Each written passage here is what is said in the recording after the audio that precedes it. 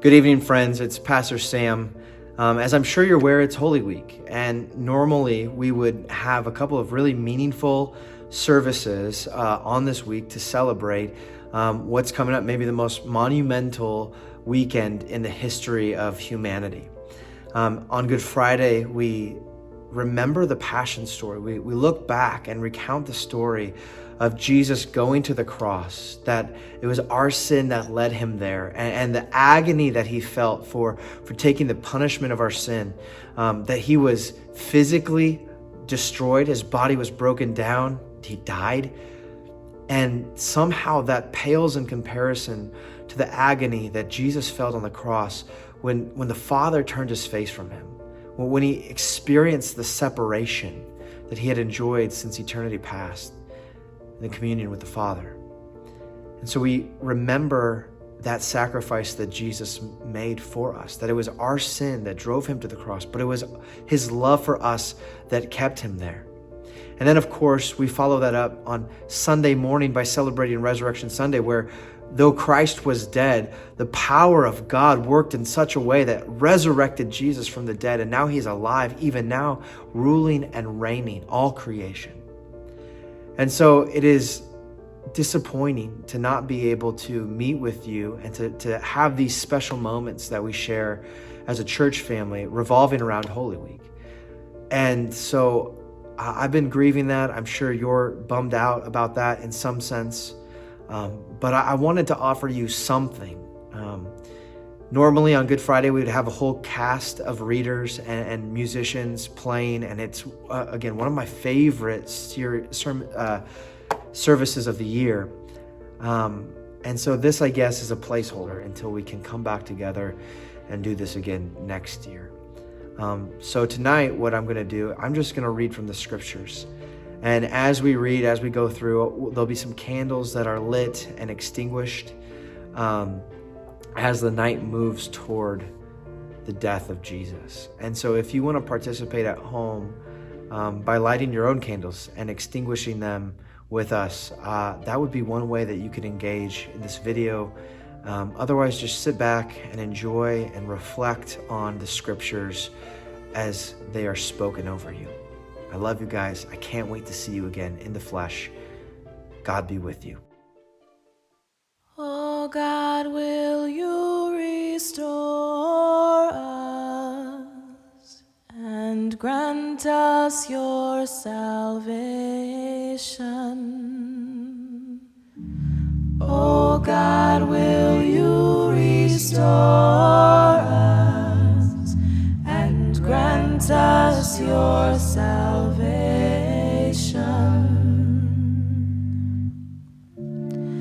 I will hear what God proclaims. The Lord our God proclaims peace. Kindness and truth shall meet. Justice and peace shall kiss.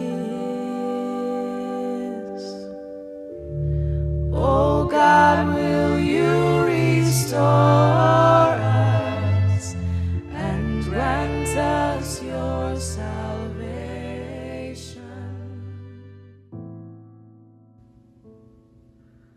When it was evening, Jesus reclined at the table with the 12. And as they were eating, he said, "Truly I say to you, one of you will betray me." And they were very sorrowful and began to say to him one after the other, "Lord, is it I?" He answered, "He who has dipped his hand in the dish with me will betray me. The Son of Man goes as it is written of him. But woe to that man by whom the Son of Man is betrayed. It would have been better for that man if he had not been born." Judas, who would betray him, answered, "Is it I, Rabbi?" Jesus said to him, "You have said so." Now as they were eating, Jesus took bread, and after blessing it, he broke it and gave it to the disciples and said, "Take, eat. This is my body." And he took a cup, and when he had given thanks, he gave it to them, saying, "Drink of it, all of you, for this is my blood of the covenant, which is poured out for many for the forgiveness of sins. I tell you, I will not drink again of this fruit of the vine until that day when I drink it new with you in my Father's kingdom." And when they had sung a hymn, they went out to the Mount of Olives. Then Jesus said to them, "You will all fall away because of me this night. For it is written, I will strike the shepherd, and the sheep of the flock will be scattered. But after I am raised up, I will go before you to Galilee." Peter answered him, "Though they all fall away because of you, I will never fall away." Jesus said to him, "Truly, I tell you, this very night before the rooster crows, you will deny me 3 times. Peter said to him, "Even if I must die with you, I will not deny you." And all the disciples said the same.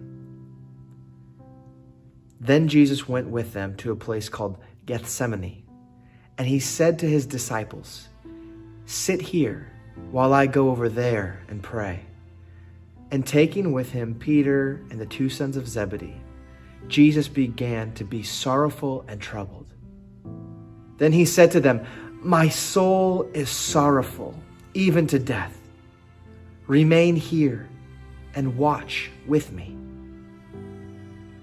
And going a little further, he fell on his face and prayed, saying, "My Father, if it be possible, let this cup pass from me. Nevertheless, not as I will, but as you will." And he came to the disciples and found them sleeping. And he said to Peter, "So could you not watch with me 1 hour? Watch and pray that you may not enter into temptation. The spirit indeed is willing, but the flesh is weak." Again, for the 2nd time, Jesus went away and prayed, "My Father, if this cannot pass unless I drink it, your will be done." And again he came and found them sleeping, for their eyes were heavy. So leaving them again, he went away and prayed for a 3rd time, saying the same words again. Then he came to the disciples and said to them, "Sleep and take your rest later on. See, the hour is at hand, and the Son of Man is betrayed into the hands of sinners. Rise, let us be going. See, my betrayer is at hand." While he was still speaking, Judas came, one of the 12, and with him a great crowd with swords and clubs from the chief priests and the elders of the people. Now the betrayer had given them a sign, saying, "The one I will kiss is the man. Seize him." And they came up to Jesus at once and said, "Greetings, Rabbi." And Judas kissed him. Jesus said to him, "Friend, do what you came to do." Then they came up and laid hands on Jesus and seized him. And behold, one of those who were with Jesus stretched out his hand and drew his sword and struck the servant of the high priest and cut off his ear. Then Jesus said to him, "Put back your sword, for all who take the sword will perish by the sword. Do you think that I cannot appeal to my Father, and he will at once send me more than 12 legions of angels? But how then should the scriptures be fulfilled that it must be so?" In that hour, Jesus said to the crowds, "Have you come out as against a robber with swords and clubs to capture me? Day after day I sat in the temple teaching, and you did not seize me. But all this has taken place that the scriptures of the prophets might be fulfilled." Then all the disciples left him and fled.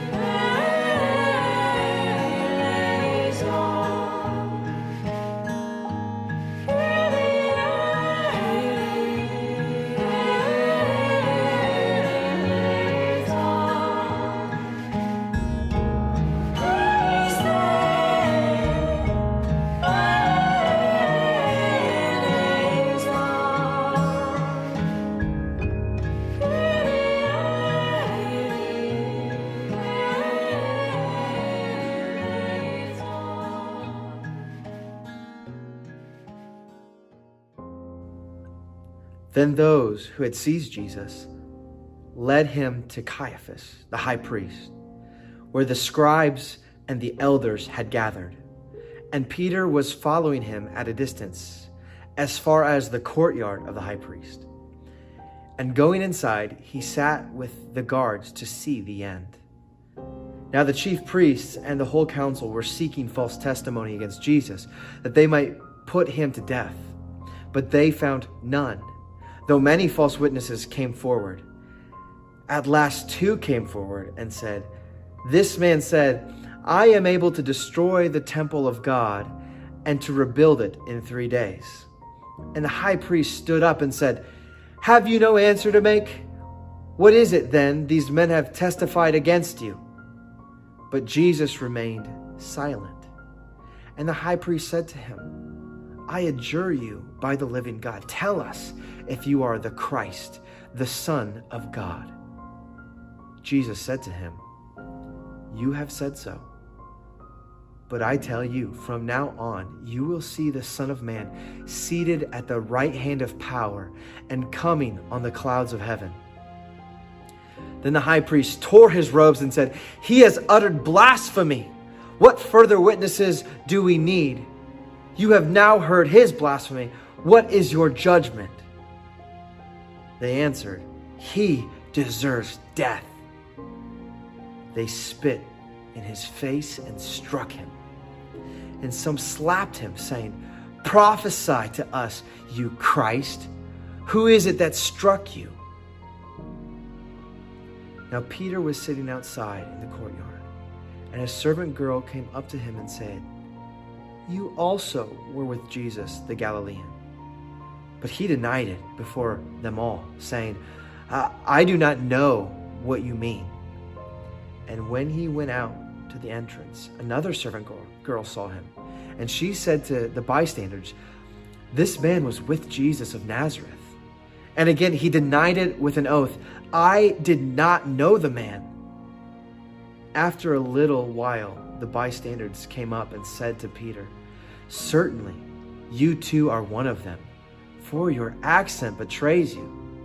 Then he began to invoke a curse on himself and to swear, "I do not know the man." And immediately the rooster crowed.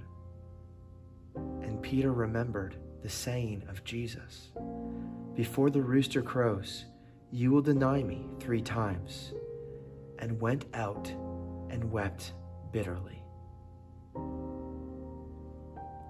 When morning came, all the chief priests and the elders of the people took counsel against Jesus to put him to death. And they bound him up and led him away and delivered him over to Pilate, the governor. Then, when Judas, his betrayer, saw Jesus was condemned, he changed his mind and brought back the 30 pieces of silver to the chief priests and the elders, saying, "I have sinned by betraying innocent blood." They said, "What is that to us? See to it yourself." And throwing down the pieces of silver into the temple, he departed, and he went and he hanged himself. But the chief priests, taking the pieces of silver, said, "It is not lawful to put them in the treasury, since it is blood money." So they took counsel and bought with them the potter's field as a burial place for strangers. Therefore, that field has been called the Field of Blood to this day.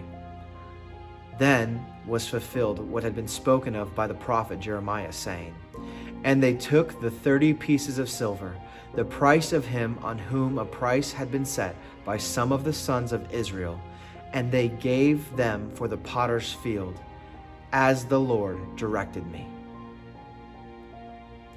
Now Jesus stood before the governor, and the governor asked him, "Are you the king of the Jews?" Jesus said, "You have said so." But when he was accused by the chief priests and elders, he gave no answer.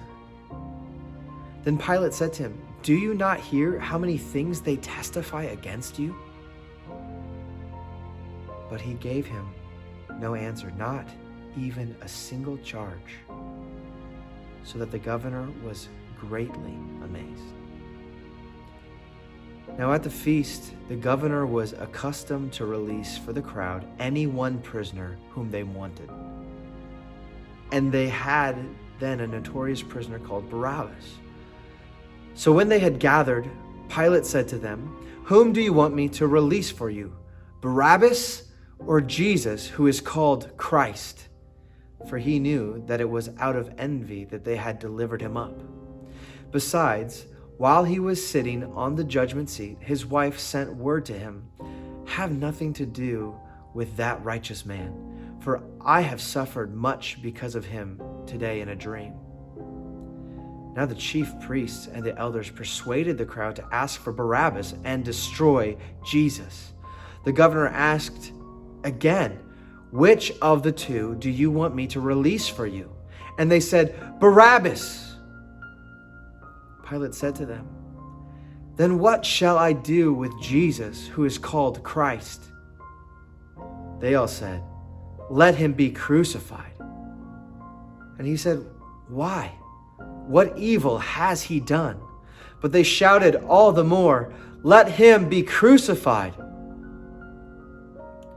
So when Pilate saw that he was gaining nothing, but rather that a riot was beginning, he took water and washed his hands before the crowd, saying, "I am innocent of this man's blood. See to it yourselves." And all the people answered, "His blood be on us and on our children." Then he released for them Barabbas, and having scourged Jesus, delivered him to be crucified. Then the soldiers of the governor took Jesus into the governor's headquarters, and they gathered the whole battalion before him. And they stripped him and put a scarlet robe on him, and twisting together a crown of thorns, they put it on his head and put a reed in his right hand. And kneeling before him, they mocked him, saying, "Hail, King of the Jews!" And they spit on him. And they took the reed and struck him on the head. And when they had mocked him, they stripped him of the robe and put his own clothes on him, and led him away to crucify him.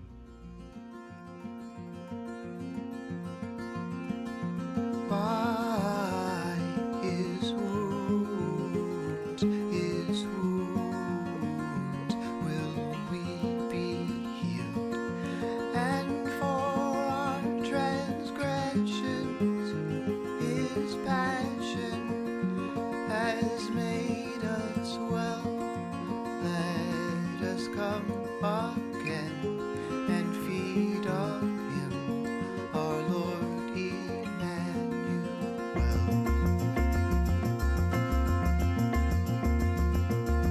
By his wounds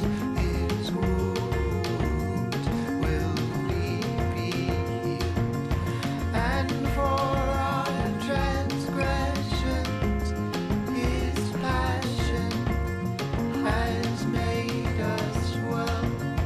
Let us come again and feed on him, our Lord Emmanuel. By his wounds will we be healed, and for our transgressions his passion has made us well. Let us come again and feed on him, our Lord Emmanuel.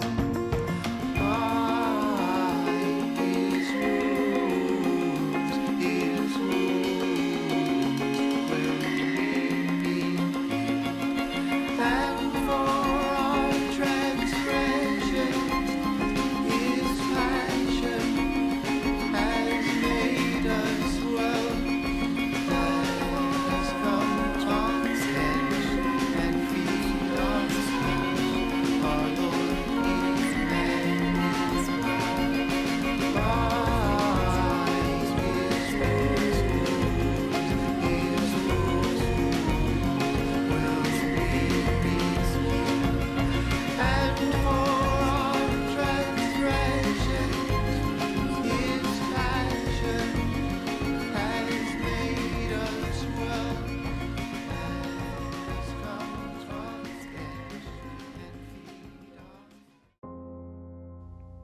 As they went out, they found a man of Cyrene, Simon by name. They compelled this man to carry his cross, and when they came to a place called Golgotha, which means place of a skull, they offered him wine to drink mixed with gall. But when he tasted it, he would not drink of it. And when they had crucified him, they divided his garments among them by casting lots. Then they sat down and kept watch over him there.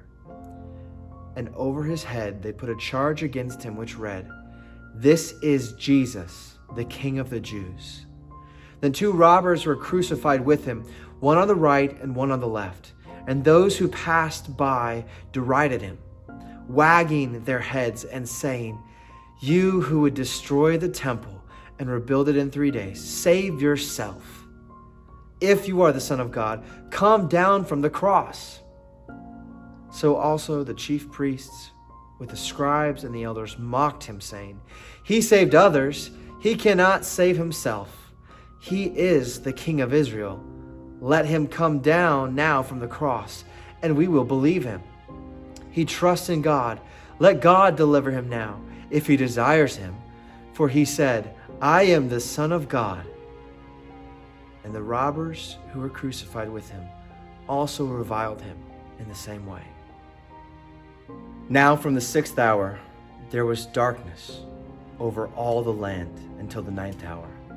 And about the 9th hour Jesus cried out with a loud voice, saying, "Eli, Eli, lema sabachthani?" That is, my God, why have you forsaken me?" And some of the bystanders, hearing it, said, "This man is calling Elijah." And one of them at once ran and took a sponge, filled it with sour wine, and put it on a reed and gave it to him to drink. But the other said, "Wait, let us see whether Elijah will come to save him." And Jesus cried out again with a loud voice and yielded up his spirit. And behold, the curtain of the temple was torn in two from top to bottom. And the earth shook, and the rocks were split. The tombs were also opened, and many bodies of the saints who had fallen asleep were raised. And coming out of the tombs after his resurrection, they went into the holy city and appeared to many. When the centurion and those who were with him, keeping watch over Jesus, saw the earthquake and what took place, they were filled with awe and said, "Truly, this was the Son of God." There were also many women there, looking on from a distance, who had followed Jesus from Galilee, ministering to him, among whom were Mary Magdalene, and Mary, the mother of James and Joseph, and the mother of the sons of Zebedee. When it was evening, there came a rich man from Arimathea named Joseph, who was also a disciple of Jesus. He went to Pilate and asked for the body of Jesus. Then Pilate ordered it to be given to him. And Joseph took the body and wrapped it in clean linen shroud and laid it in his own new tomb, which he had cut in the rock. And he rolled a great stone to the entrance of the tomb and went away. Mary Magdalene and the other Mary were there, sitting opposite the tomb. The next day, that is, after the day of preparation, the chief priests and the Pharisees gathered before Pilate and said, "Sir, we remember how the impostor said while he was still alive, 'After 3 days I will rise.' Therefore, in order the tomb be made secure until the 3rd day, lest his disciples go and steal him away and tell people he has risen from the dead, and the last fraud will be worse than the first." Pilate said to them, "You have a guard of soldiers. Go, make it as secure as you can." So they went and made the tomb secure by sealing the stone and setting a guard.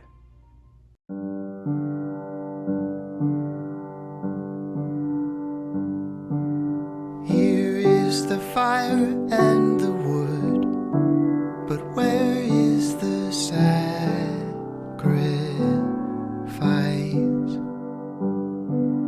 Here in the place of